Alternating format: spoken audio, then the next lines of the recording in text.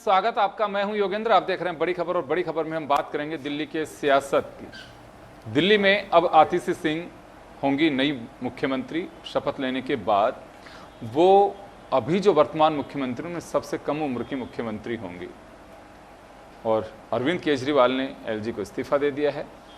विधायक दल की बैठक में तय किया गया आतिशी सिंह दिल्ली की नई मुख्यमंत्री होंगी और यूँ देखें तो दिल्ली की तीसरी महिला मुख्यमंत्री होंगी। इससे पहले सुषमा स्वराज और शीला दीक्षित दिल्ली की मुख्यमंत्री रह चुकी हैं। आतिशी ने जैसे ही पार्टी के इस ऐलान के बाद उनसे पूछा गया तो उनका कहना था कि बस एक ही मकसद है कि अरविंद केजरीवाल को जनता के से न्याय दिला करके और वापस से मुख्यमंत्री बनाना है। ये एक बड़ा एजेंडा है उनका। खैर, अब कितना सफल हो गया एजेंडा नहीं हो गए तो जब फरवरी में इलेक्शन होंगे तभी पता चल पाएगा। लेकिन एक सवाल खड़ा होता है कि ये आम आदमी पार्टी का मास्टर स्ट्रोक है या फिर एक बड़ा जोखिम मोल ले लिया। खैर, अब इसका उत्तर तो जब इलेक्शन होंगे तभी मिल पाएगा। लेकिन फिलहाल एक चर्चा थी कि अरविंद केजरीवाल की इस्तीफा देने के बाद ही महाराष्ट्र के साथ में चुनाव कराए जा सकते हैं, लेकिन उस पर विराम लग गया है क्योंकि आतिशी अब मुख्यमंत्री होंगी और जो रिमेनिंग पीरियड है इस सरकार का उसमें वो अपनी पारी पूरी करेंगी। तो इस पूरे मुद्दे को किस तरह से क्या देखा जाए? कांग्रेस इसे ड्रामा बता रही है, बीजेपी कह रही है कि केजरीवाल के पास में कोई दूसरा चारा नहीं था, केवल महज एक सियासी स्टंट कर रहे हैं। और आम आदमी पार्टी का मानना है कि हमारे यहाँ पे न्याय के लिए हम देरी नहीं करते हैं और जनता के बीच जाने का उचित कदम उठाते हैं और जनता फैसला करेगी कि अरविंद केजरीवाल सही काम कर रहे थे कि नहीं कर रहे थे। सत्ता केंद्र सरकार जिस तरह से एजेंसियों का दुरुपयोग कर रही है, क्या वो उचित है? यह आम आदमी पार्टी का आरोप है। तो हमारे साथ इस पूरे मुद्दे पर चर्चा करने के लिए आम आदमी पार्टी से देवेंद्र यादव हैं, भाजपा से अटल खंडेलवाल जी हैं और कांग्रेस से हमारे साथ राजकुमार शर्मा हैं। मैं देवेंद्र आपके पास में आना चाहूँगा। विपक्ष इस स्टंट भी कह रहा है, ड्रामा कह रहा है और आप लोग कह रहे हैं कि जनता के बीच न्याय के लिए जाएंगे। देखिए योगेंद्र जी, अरविंद केजरीवाल जी वो व्यक्ति है जिन्होंने देश की सेवा करने के लिए एक बड़ी आईआरएस जैसी नौकरी छोड़ी। वो इनकम टैक्स में कमिश्नर थे, खूब पैसा कमा सकते थे, लेकिन उन्हें जनता की सेवा करनी थी। नौकरी छोड़ करके आए और उन्होंने झुग्गी झोपड़ियों में रह करके 11 साल तक जनता की सेवा की। आरटी एक्ट की लड़ाई लड़ी, गरीबों के राशन माफिया के लिए लड़ाई लड़ी, उन्होंने राशन माफिया के खिलाफ लड़ाई लड़ी। तो तमाम इस तरीके से जनता की सेवा वो करते रहे और जब दिल्ली के मुख्यमंत्री बने तो उन्होंने दिल्ली के गरीब बच्चों को पढ़ाया, अच्छी स्वास्थ्य सेवाएं दी, बिजली फ्री की, तमाम ऐसी जनता की जो अच्छी जो जनता के लिए कर सकते थे उन्होंने करके दिखाया। लेकिन भारतीय जनता पार्टी ने एक षड्यंत्र और साजिश के तहत एक फर्जी मामला बनाया। उस फर्जी शराब घोटाले में करीब करीब सभी लोग अब जमानत पर बाहर आ चुके हैं और बाहर आने के बाद में अब एक बड़ा मुद्दा यही था कि अरविंद केजरीवाल जी को जनता की अदालत में जाना चाहिए और जनता जो है वो तय करे कि भारतीय जनता पार्टी ने जो साजिश और षड्यंत्र किया है इसका क्या जवाब दिया जाए। अब दिल्ली की जनता तय करे। हम तो अग्नि परीक्षा देने के लिए जा रहे हैं। इस देश में जब जब ऐसे आरोप प्रत्यारोप लगे हैं निर्दोष व्यक्तियों पर तब तब उन्होंने अग्नि परीक्षा दी है और हम तो राजनीति के उच्च मापदंड फॉलो करने वाले लोग हैं। हम जनता के बीच में जा रहे हैं, हम अग्नि परीक्षा देंगे। दिल्ली की जनता ने 2 बार हमको भारी बहुमत से जिताया है। दिल्ली की जनता ने हम पर विश्वास जताया, हमारे काम पर, हमारी ईमानदारी पर। लेकिन भारतीय जनता पार्टी ने अरविंद केजरीवाल की वो जो छवि जो है, जिस छवि के लिए उन्होंने दिल्ली की जनता की जो सेवा करके जो छवि बनाई थी उसको धूमिल करने का एक षड्यंत्र और साजिश किया था। उस षड्यंत्र के खिलाफ हम जनता के बीच में जा रहे हैं। दिल्ली की जनता तय करेगी कि अरविंद केजरीवाल ईमानदार है या नहीं है। हमें पूरा भरोसा है कि दिल्ली की जनता बहुत जल्दी अरविंद केजरीवाल जी को दोबारा सीएम बना करके कुर्सी पर बैठाएगी और भारतीय जनता पार्टी जो पहले 3 सीट पर रह गई थी, अब 8 सीट पर रह गई थी, उस भारतीय जनता पार्टी को इस बार 0 सीटें आएंगी और दिल्ली की जनता इंसाफ करेगी। जी योगेंद्र जी। चलिए, दिल्ली की जनता इंसाफ करेगी, ये आम आदमी पार्टी का लगातार कहना है और अब ये इंसाफ के लिए इंतजार करना होगा। फिलहाल तो सरकार की कमान आतिशी के पास में जाएगी। शपथ लेने के साथ ही वो अपना कार्य शुरू करेंगी। राजकुमार जी, आपके पास में आना चाहूँगा। यूँ तो आपके अलायंस में रहे लेकिन अब दूरियाँ हैं और अरविंद केजरीवाल का अपना एक अलग ट्रैक है और आप इस पूरे घटनाक्रम को एक ड्रामा करार दे रहे हैं, ऐसा क्यों? योगेंद्र जी, सबसे पहले तो जो हमारी जो दिल्ली की नवनियुक्त मुख्यमंत्री हैं, तीसरी महिला, उनको हमारी तरफ से शुभकामनाएं हैं कि वो अपना कार्यकाल बहुत ईमानदारी के साथ पूरा करें। और जहाँ तक केजरीवाल जी का सवाल है, ड्रामे वाली बात तो इसलिए आ रही है कि ये सब हो क्या रहा है इस देश में। दिल्ली के लोग वास्तव में बहुत परेशान हैं।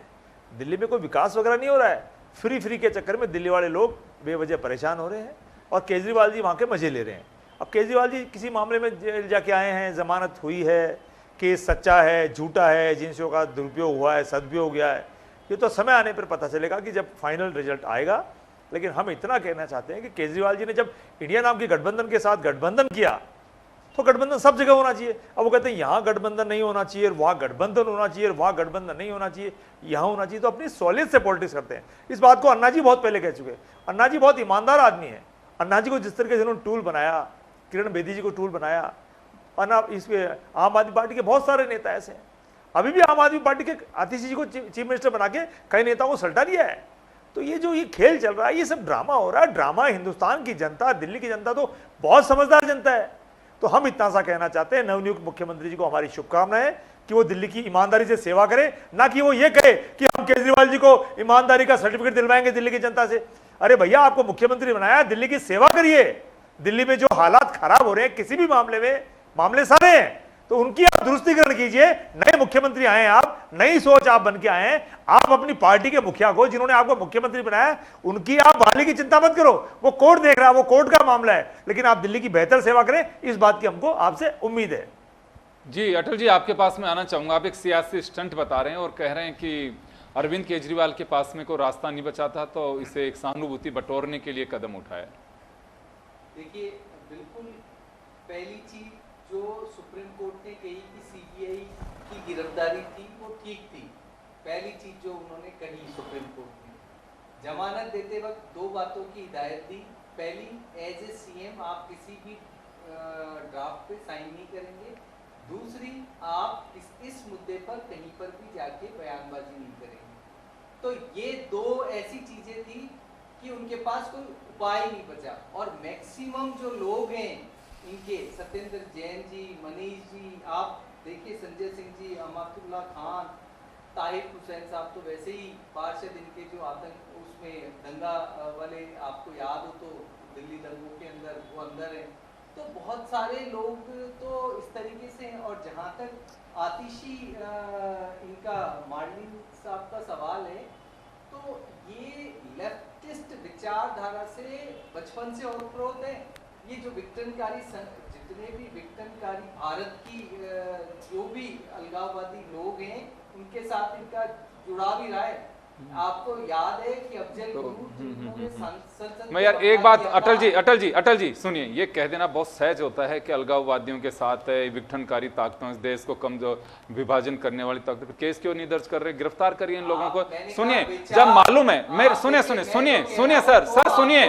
सुनिए, जब मालूम है, सुनिए, जब आपके इंटेलिजेंस को इतना मालूम है कि ये विघटनकारी ताकतें राष्ट्र के टुकड़े कराना चाह रहे हैं, इनको उठा के गिरफ्तार करिए। समय आने क्यों खुले घूम रहे हैं ये? लेकिन हर लोकतंत्र फिर आप के अंदर गलत बात, यहाँ निरंकुशता नहीं है।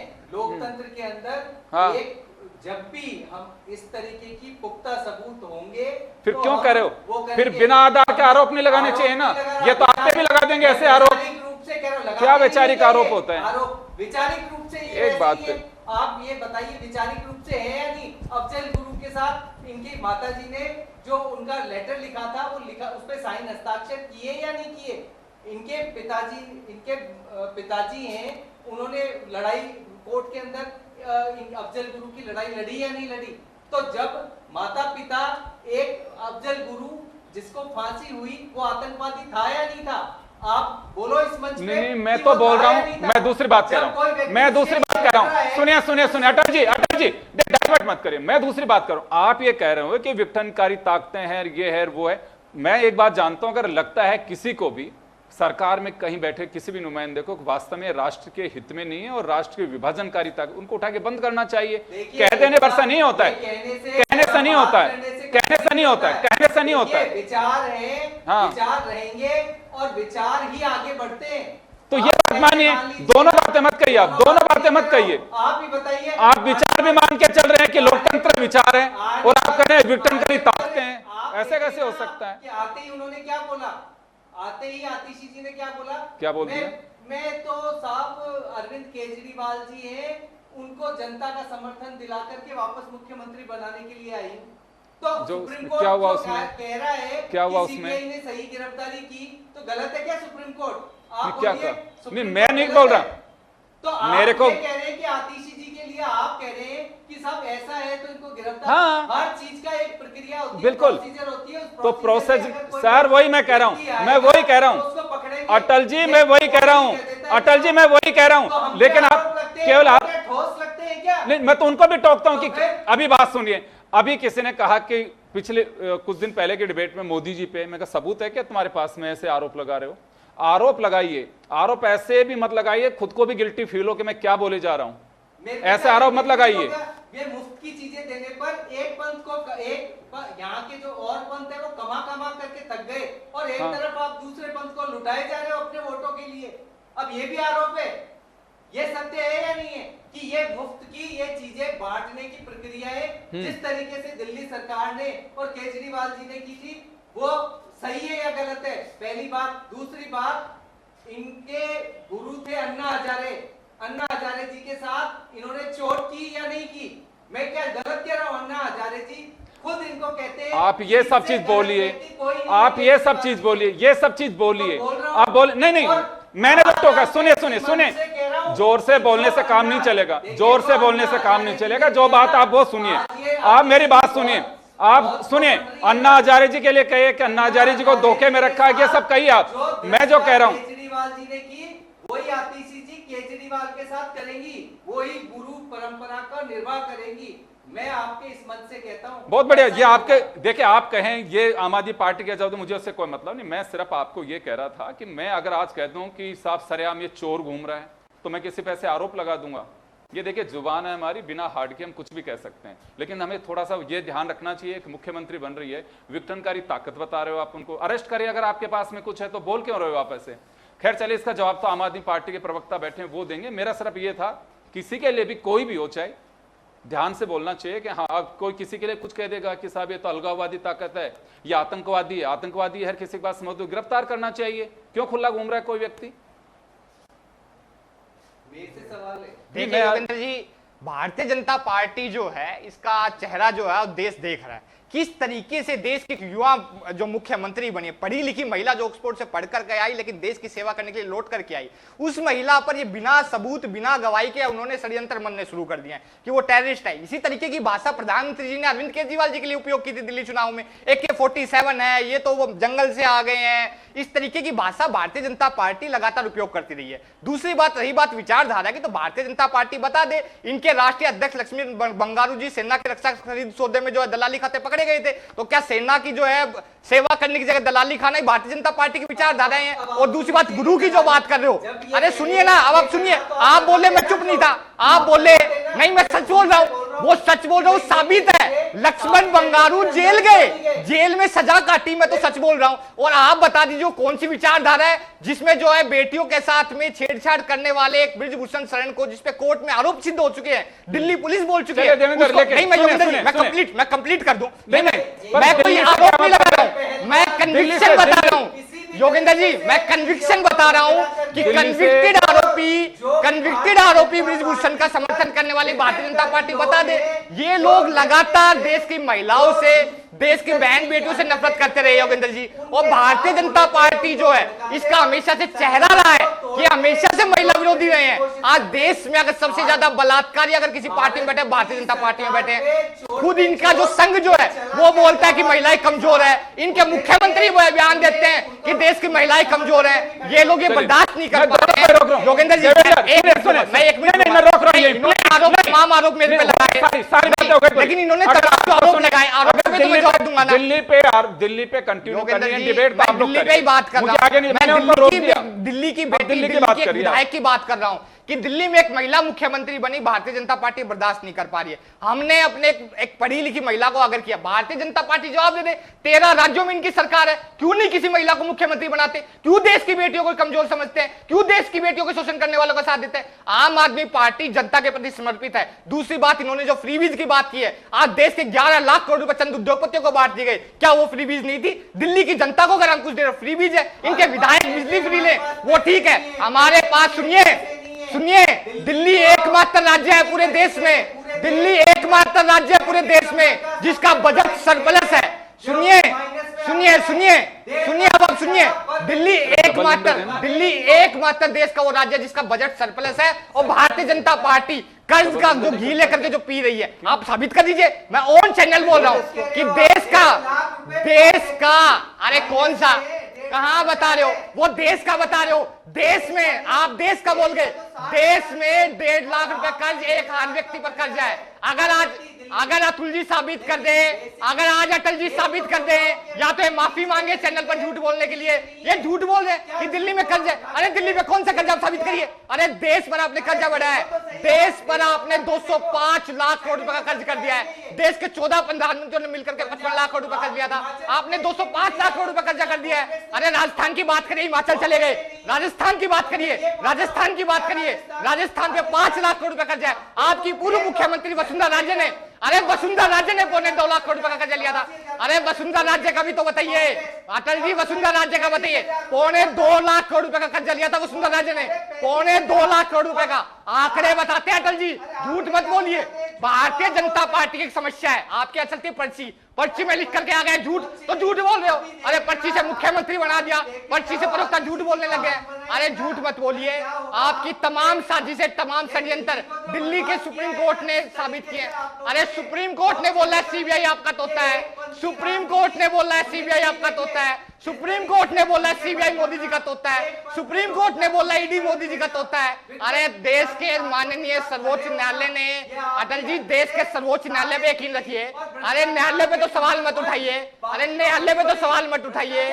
देश के न्यायालय ने अरविंद केजरीवाल को जमानत दी और उन्होंने बोला सीबीआई और ईडी दोनों जो है भारतीय जनता पार्टी की सरकार में काम कर रहे हैं, उनके दबाव में काम कर रहे हैं। अरे साबित हुआ क्या, साबित हुआ क्या? राजस्थान भाजपा सरकार के 14 मंत्रियों पर मामले दर्ज हैं। आप चोर दरवाजे से मामले वापस लेना चाहते हैं, साबित कर पाए? साबित कर पाए? अरे साबित कर पाए क्या? साबित कर पाए क्या? 10 साल में एक मामला बता दीजिए। मैं चैलेंज करता हूं भारतीय जनता पार्टी को, मैं चैलेंज करता हूं भारतीय जनता पार्टी को, एक मामला बता दीजिए जिसमें आप साबित कर पाए। और कोर्ट ने क्या बोला मैं बताता हूं। कोर्ट ने बोला कि सीबीआई और ईडी केंद्र सरकार का तोता बनकर के काम कर रहे हैं, उनको अपनी छवि सुधारने की कोशिश करनी चाहिए, यह माननीय उच्च न्यायालय ने बोला है, और आप उसको नहीं दोहरा रहे हो। अरे बोलिए ना, मैं बता रहा हूं, अरे बताइए, मैं दिखाता हूं, मैं सुनिए, अरे सुनिए सुनिए, लेकिन माननीय सर्वोच्च न्यायालय ने बोला ईडी और सीबीआई मोदी जी का तोता है, और उसी माननीय उच्च न्यायालय ने जमानत दी है। आप माननीय उच्च न्यायालय पर सवाल उठा रहे हैं। मैं दोनों को करेक्ट कर दूं, मैं दोनों को करेक्ट कर देता हूं। ना तो सीबीआई की गिरफ्तारी को एप्रिशिएट किया अटल जी, आपको बता देता हूं, और जो आप कह रहे हैं आपको भी दुरुस्त कर देता हूं मैं। उन्होंने केवल जमानत की बात की कि जब तक आप लोग इसमें चालान पेश नहीं करते हैं तब तक किसी को गिरफ्तार नहीं रखा जा सकता, जेल में नहीं बंद रखा जा सकता। लेकिन उन्होंने सीबीआई को तोता कहा है। सुनिए, नहीं आप बता दीजिए। नहीं, मैं दिखा देता हूं। सुनिए सर, सुनिए, अगर कोर्ट ये कह ही देगा कि गिरफ्तारी बिल्कुल सही है तो फिर तो ये प्रूव ही हो जाएगा कि जरूरत नहीं। सुनिए जी, आपको भी पिंजरे का तोता खाया नहीं, ये तो बता दीजिए। मैं दोनों को कह देता हूं, वो इस बात पे कहा, बताइए, वो इस बात पे कहा है कि आप लगातार डेट पे डेट ले जा रहे हो, इतने समय के बाद भी तफ्तीश पूरी नहीं करते, चालान पेश कर नहीं। हम वही कह रहे हैं, अरे 2 साल से हमारे नेताओं को जेल में रखा, चार्जशीट तक भारतीय जनता पार्टी पेश नहीं कर पाई है। अरे सबूत कहाँ है? सबूत कहाँ है? मैं दोनों को कह देता हूं, मैं दोनों को कह देता हूं, दोनों को। आपके कर्नाटक के पूर्व मुख्यमंत्री पर सबूत थे, आपने उनको पार्टी से बाहर किया और आपने पार्टी में ले आए। अरे कौन? अरे बताइए ना, हेमंत बिस्व शर्मा कौन थे? अरे भ्रष्टाचार की बात करते हैं, भारतीय जनता पार्टी चाहेंगे। आप लोग वॉशिंग मशीन पार्टी बन गए हो, सारे भ्रष्टाचार तो भारतीय जनता पार्टी में बैठे। ठीक है, चलिए राजकुमार जी, अब आपका क्या कहना है? देखिए बहस बहुत बड़ी हो चुकी है और मूल जो जड़ होनी चाहिए थी बयानबाजी की, मुझे लग रहा है उससे काफी तीखे और उल्टे सीधे चले गए। हालांकि इतनी बड़ी कोई तीखी बातें नहीं थी जिसमें आपको उतरने की आवश्यकता थी, बहुत ही सिंपल सी बात थी कि अतिशी को लेकर के बात करनी है। क्या ये अरविंद केजरीवाल का मास्टर स्ट्रोक है या जोखिम भरा कदम है? बस ये बात थी, हमारे को इसी पर चर्चा करनी थी, लेकिन इस पर कोई जवाब नहीं दे रहा, बाकी तीखे सब घूम रहे हैं। आपसे भी मैं जानना चाहूंगा। नहीं, योगेंद्र जी आतिशी जी कह बाय बयान दे रहे हैं कि एक तो मैं उनको दोबारा जनता के बीच में ले आके मुख्यमंत्री बनाऊंगी, और वो करिए उन जैसा कोई ईमानदार ही नहीं है।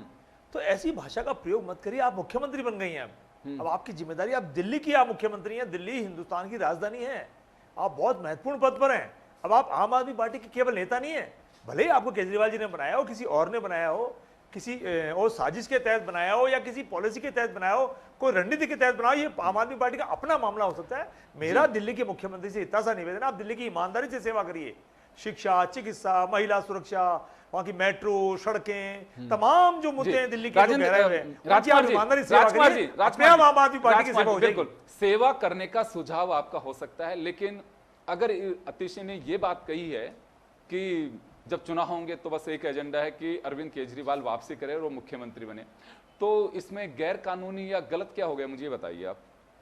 दिल्ली की जनता ने आम आदमी पार्टी को सत्ता संभलवाई थी, ना कि केजरीवाल जी की सेवा करने के लिए बनाई थी। केजरीवाल जी आज के मामले में उलझे हैं और उन्होंने आतिशी को अगर मुख्यमंत्री बनाया है तो हमारी उनको शुभकामनाएं, दिल्ली की जनता की भी शुभकामनाएं कि अब आप सीट पे बैठ गए, आप दिल्ली को और तेज करिए। पहले कई दिनों से दिल्ली अटकी पड़ी थी क्योंकि कई मामले चल रहे थे, सारा देश देख रहा है। समय का ईमानदारी से सेवा करिए। सर समय कम है, मैं 2-3 चीजें जो इस डिबेट में निकल करके आई, मैं 2-3 चीजें को क्लियर कर दूं।